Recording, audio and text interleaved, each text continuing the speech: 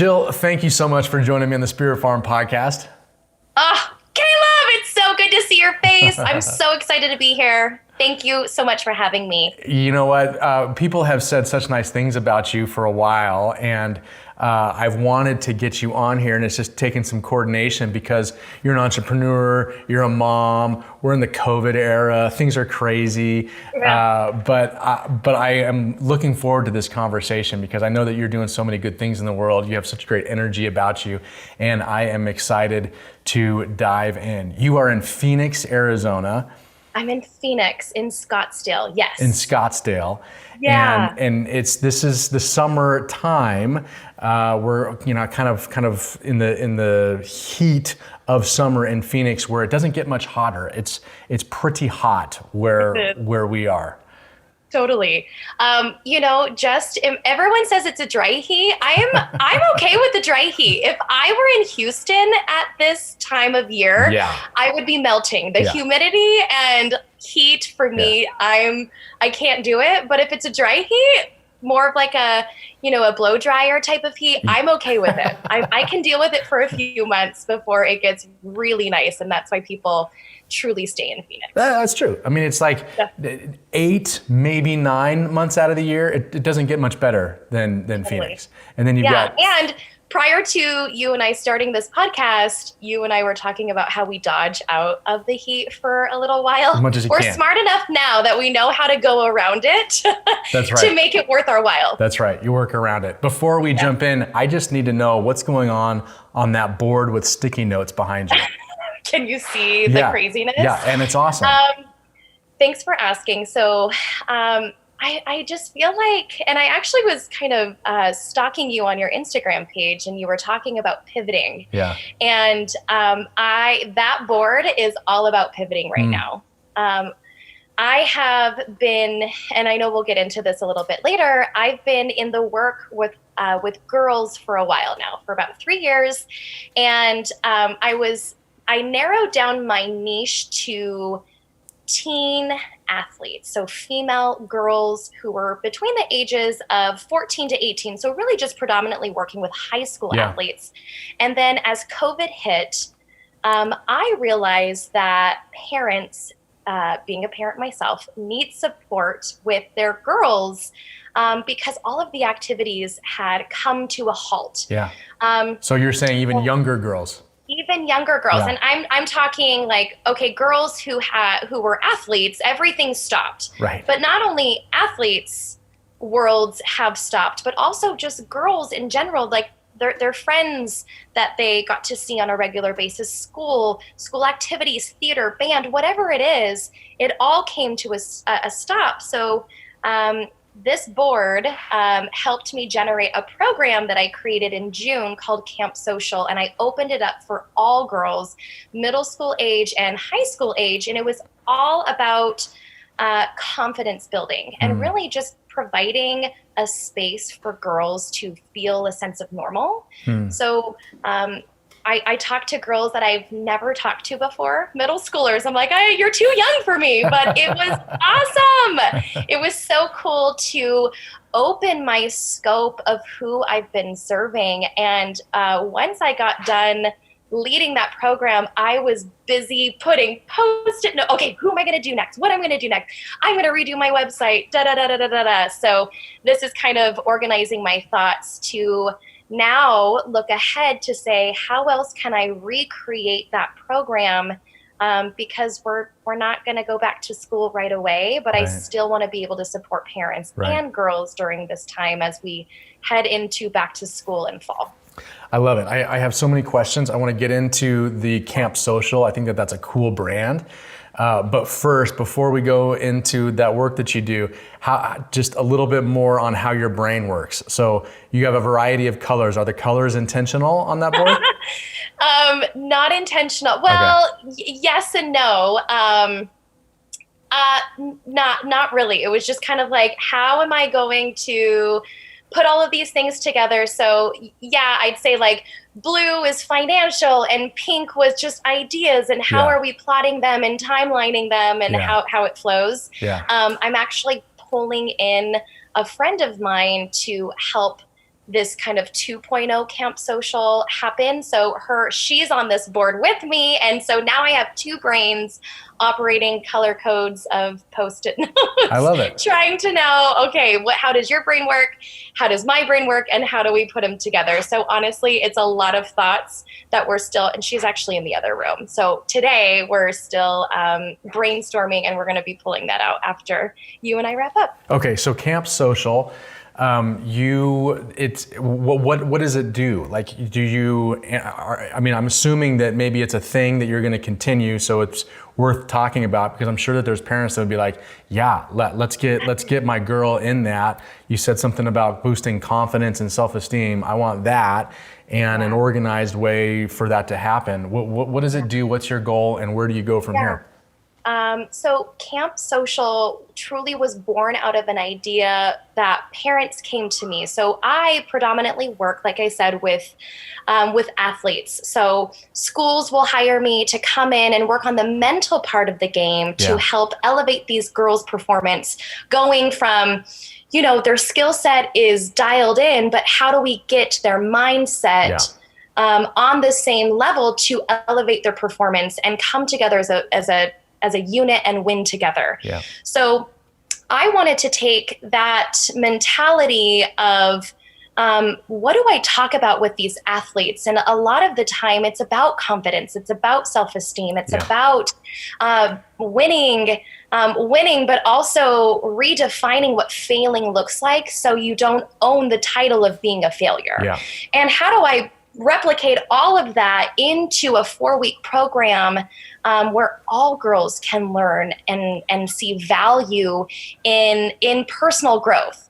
And truly, the work that I do is because I wish it would have been around when I was their age. Yeah. If I could have had someone, and I did, I had amazing mentors, but I got to learn, it's like it's the game of life. And at 16, 17, to have somebody give me some tangible tools to work on to be a better version of myself, I feel like life could have been a bit sweeter, or I would have maybe been a bit more kind to myself. Where did you grow up? What'd you say? Sorry. Where'd you grow up? In Colorado. In Colorado? I grew up in a small city called Pueblo. Pueblo, Colorado. Yes. Everyone's like, you left Colorado to come here? And yes, because there were no mountains. It was basically flat, like New Mexico. Okay. But I was a dreamer. I definitely saw potential in myself, and I wanted to experience life and get out of that small life. What sports did you play growing up? So oh my gosh, I had an older brother, and I was his shadow. So he was a big basketball player, and I wanted to be a basketball player. I wore Michael Jordan jerseys. I bought Michael Jordan shoes. I was an amazing free thrower.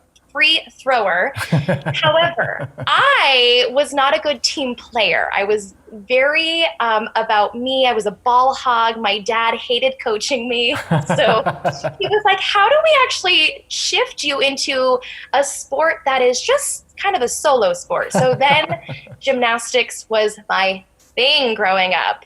I was a gymnast since I was 7 years old until high school. Yeah. And then I took on cheer and dance. Those were my things. And so as you look back at yourself then, what were you what inspired you to want to go in this direction to help girls with their confidence and self-esteem? What was it that was in you that was like, I want to... it's so random how I got placed here. And I don't want to sit here and say it was luck. I really feel like it's purposeful. Mm-hmm. And I believe in God and a higher power to give me the gifts that I have. Mm-hmm. And it's finally led me here. But before I began entrepreneurship and my own business, I worked in retail for 8 years. I worked at Lululemon. And that company stands for personal development. Yeah. I never knew what that was until I entered that space, and it completely opened my eyes to possibility. Yeah. And I took that on 100%. And then what I learned was the more that you develop yourself, the more that you can stand in your power to then share what you've learned with others to inspire them to look within. So the more that I continue to put myself in rooms and conferences and weekend seminars, and I mean, we did all sorts of retreats. I mean, you name it, I was obsessed with it. And then I was really good at developing people through their goals and supporting them through the career path that we had at Lululemon. And my mind at some point took me out of those four walls, and I wanted to look elsewhere. It was where I had my two kids. I was on maternity leave, and now working and being a mom was such a juggle. Yeah. I was like, how do I actually take what I've learned in personal growth and development and give it away to moms? So honestly, that's what I did. I was like, I'm going to create spaces and workshops to bring moms together, to let them know that they're not alone. And I want to give them some tangible skills and tools to remember who they are first before they become a mom, or they wear the hat or the title of mom, and then partner, and then friend, and da da da da da. And then the more that I kept doing this work with moms, they were like, so I have a daughter who I think would really value from what we're talking about. Would you ever work with girls? And I was like, hell to the no way. I was such a terror as a teenager. I would never want to go and teach someone like me. But you know what? I am a yes person. I'm like, well, why not? Why? Sure. Yeah. Like, where do I start? So I started with just one dance team, and then it snowballed into a volleyball team heard about me, then a soccer team, and then it just kind of organically grew into what I'm doing currently. And I'm like, I love this. Yeah. Now, other than being a yes person, because so you just kind of went for it, but you probably also had to overcome some fears and insecurities about like starting your own thing. What was some of and now you're using those same tools, like for other people, giving them confidence. What were some of the things that you were having to like build into yourself to take this kind of leap of faith and risk and dive in and do your own deal? Yeah, it's the story that I have to overcome daily of, are you qualified? Yeah. Are you qualified enough to make a difference or an impact in not only girls' lives, but parents' lives? Because I'm not, I feel like sometimes as a business coaches are teaching adults how to learn and grow a business. For me, it's different. I'm not teaching business. I'm teaching life skills, how to be more confident, how to overcome fear and self-doubt, limiting beliefs. And I'm trying to teach that to girls, but also I have to get the parents buy-in. Sure. And that's really hard. Yeah. It's not really so much the girls, because I feel like girls can really relate to me. But that self-doubt sits with the parents of, they're almost reinforcing. Say, are you qualified, and are you good enough? And I want to know the results. And that's what's hard. It's like, I wish I could say that your daughter's going to magically, live into her goals and dreams, but it takes time. Yeah. And I know that being in the work that you're in, that it's a life's work. It is your life's work to grow and be better. It's not going to happen from a 4-week program, and that, things are going to be okay. Right. So I deal with it all the time.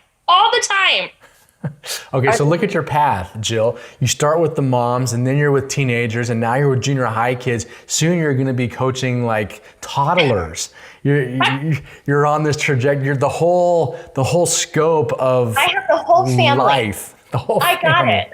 Yeah, it is. It's crazy to think about, because I just remember, like, I truly am, when people ask me, they're like, you're so energetic and you're so positive.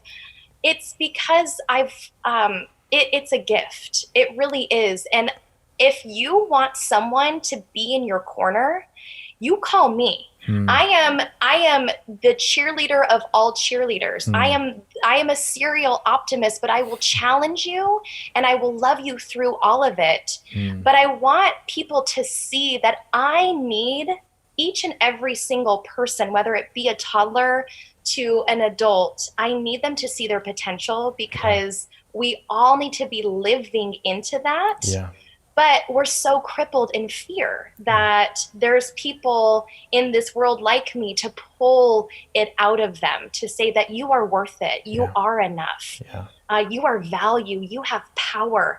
And I don't need any more of me's. Like, I take up a lot of space. We don't need any more Jills. We need more of people who are so unique and amazing to be living in this world, especially now more than ever. Absolutely. Being fully themselves, right? Yeah. Like we need you to be you. We need Jill to be Jill. We need Sue to be Sue. We need Paul to be Paul. That's what we need. So when someone contacts you, and whether it's, DM on Instagram, or they go to your website, or someone refers them, whatever, they find out that Jill does what Jill does, and she's been working with these girls.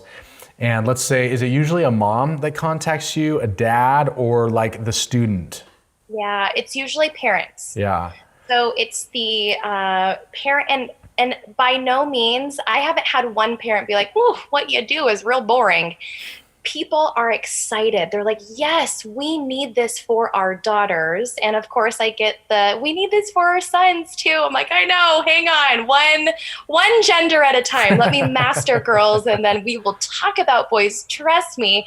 But I get the buy-in from the parents, and then what the next step is how do I enroll my daughter in what you do and what this can look like without making her feel like she's bad, or that she's in trouble, or that there's something wrong with her, or that she's insecure, or that she's not enough. Right. And it's like, well, we don't even need to have that narrative. Like, we don't even need to, this is what I've shared with parents. It's like, this is a reward. Tell her that this is something that she, like, especially with athletes, it's, you want to take yourself to the next level. You want to go after those big dreams and goals. Like, she's going to help you align your, practical skills with the mental side to really get you there. Yeah. And now I'm thinking, okay, now I want to open the world of, I don't want it to just be athletes. I want it to be all girls. And I want them to know their power and their worth. So treating it as a reward to say, we're going to have a lot of fun. I'm going to give you some awesome, cool advice. Like, I'm a big sister to a lot of them. I'm just a mentor to help them, on this path of life, because parents need help. It takes a village, and I want to be a part of it. So the parent calls and they say, hey, how do we do this? I want to engage my daughter, but I don't want her to, be insecure about it. You say, yeah, we're going to reshape the narrative. This is a reward. This is a positive thing. This is setting them up for the next level. And then do you get on the phone? Is it Zoom? I know we're in the kind of COVID era, so it's maybe a little bit challenging or different right now, but how do you enter in? What are you looking for? How do you start? Yeah, so a lot of times parents will say, and I'll offer, hey, do you think it would be worth it for me to hop on the phone with you all, just to introduce myself? Because sometimes you're like, okay, mom and dad, you're going to make me talk to some stranger. And I've done it enough where the first call is so awkward for the girl, and I get it. But hopefully that first time meeting me and I'm going to bring on another mentor to the girls that we're going to be coaching.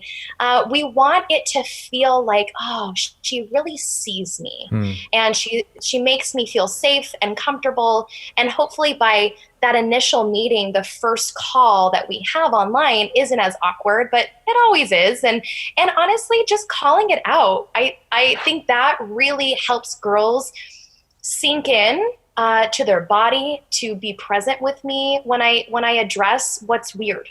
Yeah. Because if I just was like, let's talk about what you're dealing with, they're like, hang on, who are you? So, yes, from the initial parent connection call, I usually jump on the phone with the parents and the girls, and then we set up Zoom calls. And I work with girls all over the US, from Florida to Colorado, from Utah, you name it. I've worked with girls all over, and it's because of platforms like Zoom. Yeah. So as much as I love in-person stuff, a lot of the work is done through this type of platform. Yeah. And at first I was like, am I going to make an impact doing it this way? But I've gotten over that mindset to say I can make a greater impact by having something like this. Absolutely. Broader reach. And this is, I mean, this goes a long way in terms of building relationship. And then one day when you get to hang out with them in person, it's just like that much more fun and exciting and rewarding. Totally. And that's where I'm dreaming, is like, oh, how can I actually now bring them together? You know, that's what's on that board, is a lot of dreams. I like it. That's for sure. I like it, Jill. So you don't give us your like secret sauce, but do you have like a framework that you're walking all the girls through, or is it kind of like tailored to each person? You just kind of like flow and feel it out, and then like how do you navigate that? Yeah, and you asked this on your last question. I should have answered it. So thank you for bringing it up again. When I talk to the parents, they're telling me a lot of their pain points, and I'm just jotting it down. But for the most part, I can say without a doubt, self-esteem, confidence, and some form of fear is holding their daughters back from really living into their full potential and what they know that the parents see as capable for their daughters. So the parents are like, oh, if she just quit beating herself up, like, I know she would be better at whatever it is. Yeah. So for the most part, I'm taking notes to hear, okay, what are the pain points? And then really it's creating topics and conversations that supports what the parents are seeing their daughter struggle with. And we do it in a really fun and playful way. So individually, it's tailored to the girl. In a group setting like Camp Social, I didn't really take a ton of parent intake or feedback because I really know what needs to be said. Yeah. So in a group setting, we're talking about confidence, we're talking about self-compassion, we're talking about leadership, and we're talking about community. So how do we all create conversations around those concepts to make it make sense for them? So program with multiple girls looks a little bit different than a one-on-one girl that I work with. Yep. But for the most part, they're interchangeable. Yeah. A lot of the conversation that I have with my group, I'll take it to my one-on-one, and girls like play.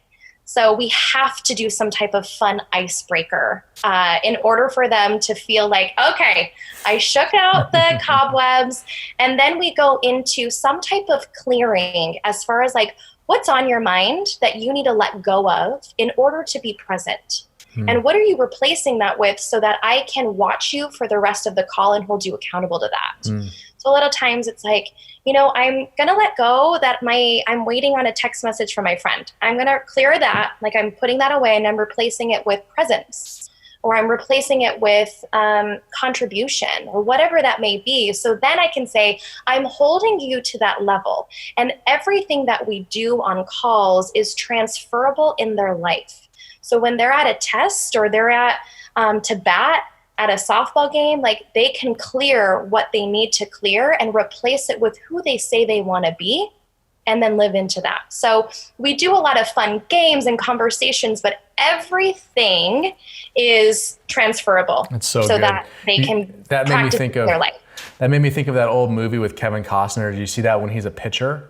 I think it's like For Love of the Game. And he had this ritual when he would stand up on the pitcher's mound, he would tell himself, clear the mechanism.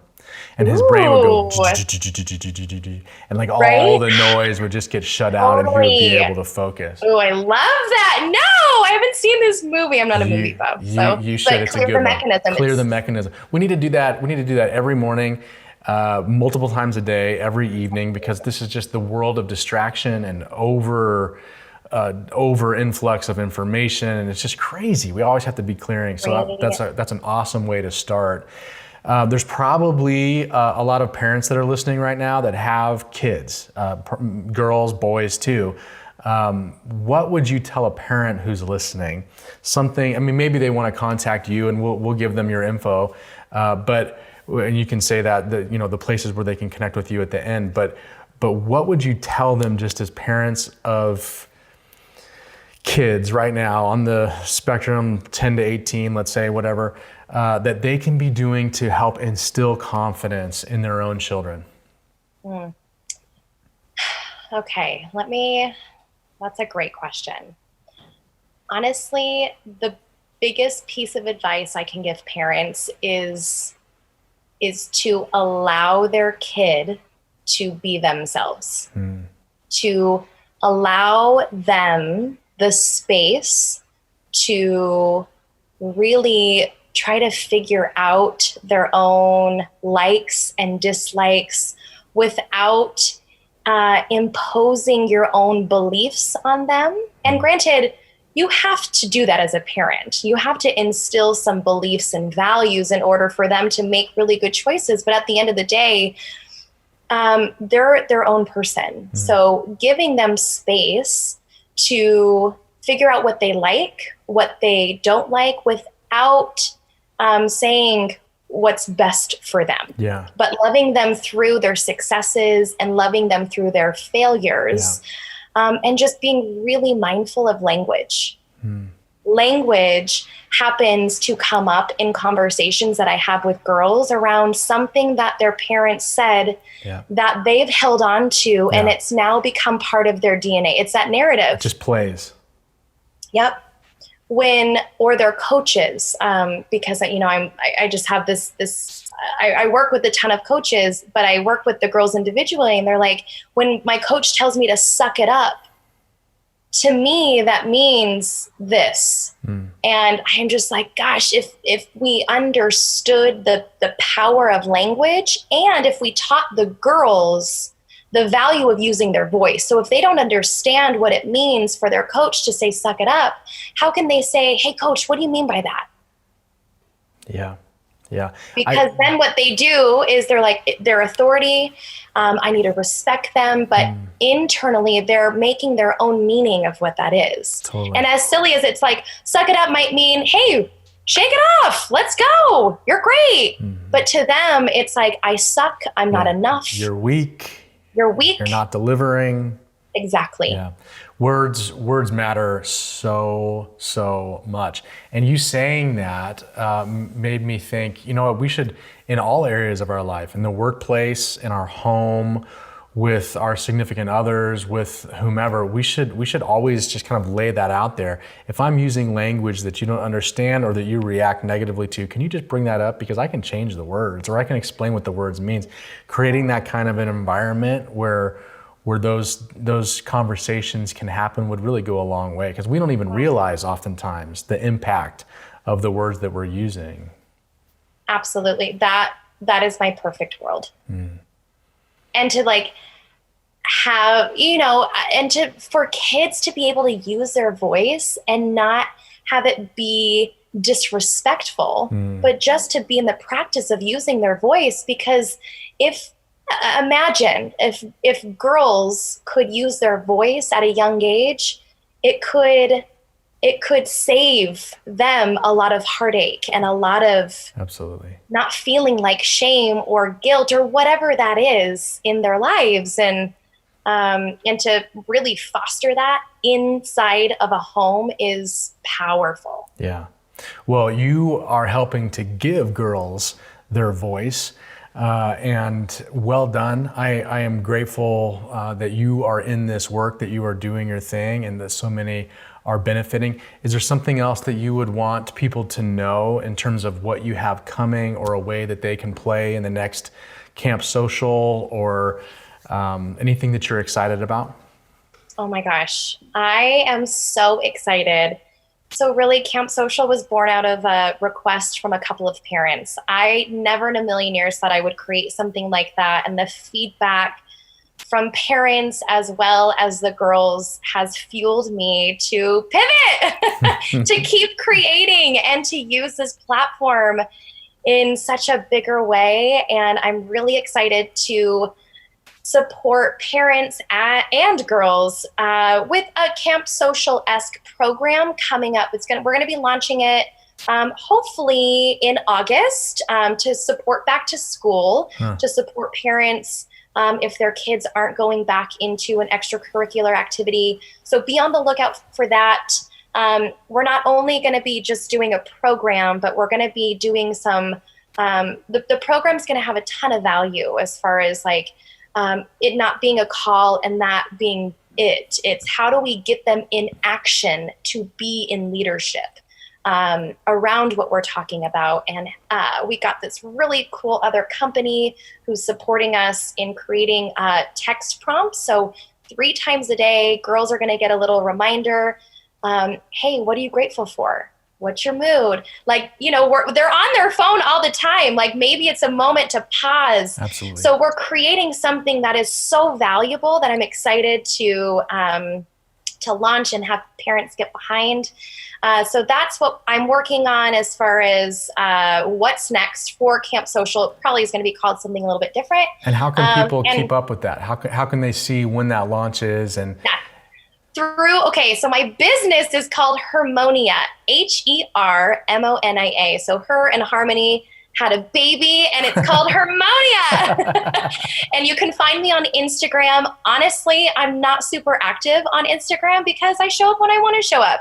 I'm not part of the algorithm, but I do tend to hang out on Instagram through Hermonia PHX is my handle, and then on Facebook as well, Hermonia PHX. PHX as in Phoenix, I assume. In Phoenix, yeah. PHX. And then, yes, that's where we're going to be doing all of the marketing and voicing all the next steps for what's to come. Okay, awesome. One last question for me, for the listeners, not even our kids. If someone is constantly battling kind of those negative voices and wanting to boost their shame, wanting to boost their self-esteem and decrease the shame and the insecurity, what kind of just encouragement, what kind of truth do you want to speak to me, to us in this moment? It's all about perspective. I always think there is someone else out there in a worse position than you. And you have 2 choices. You can be busy living or you can be busy dying. And to me, that puts it into perspective as far as how I want to live my life. Do I want to be a victim of my circumstance, or do I actually want to say, like, I'm in control of this? And it's in bite-sized pieces. I'm